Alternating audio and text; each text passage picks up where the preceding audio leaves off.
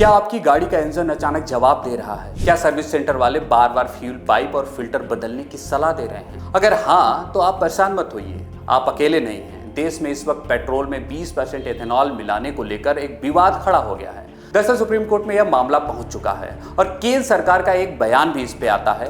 यह अभी एक एक्सपेरिमेंट है, इसका असर अगले साल तक पता चलेगा। सरल भाषा में कहें तो सरकार ने पूरे देश की गाड़ियों में जो 20% एथेनॉल वाला पेट्रोल डालना शुरू किया है, उसे खुद सरकार अब प्रयोग बता रही है। और यहीं से अब सवाल उठ रहा है, अगर यह प्रयोग है तो इसकी लैब आम जनता की गाड़ियां क्यों बन रही हैं? देश की गाड़ियां सड़क पर चल रही हैं या सरकार की किसी लैब में?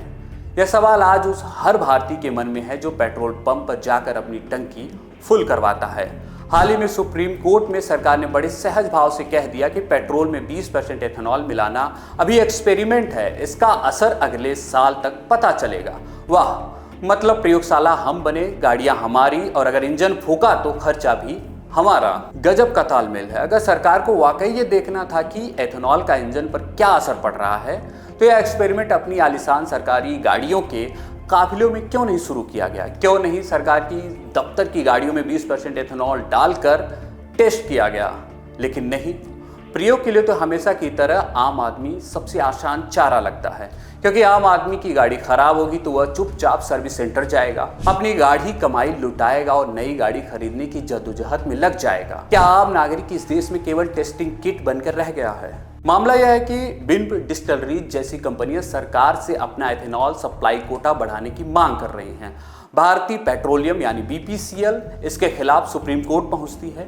बहस के दौरान अटॉर्नी जनरल ने कहा, अगर हम एक सप्लायर का कोटा बढ़ाएंगे तो देश में ऐसे मामलों की बाढ़ आ जाएगी। अब सोचिए, जहां एक तरफ कंपनी अपना मुनाफा बढ़ाने के लिए अदालतों के चक्कर काट रही हैं, वहीं दूसरी तरफ आम नागरिक अपनी खराब होती गाड़ियों के इंजन को लेकर परेशान है। और बात जब एथेनॉल की आती है तो नितिन गडकरी का नाम चर्चा में ना आए, ऐसा कभी हो नहीं सकता।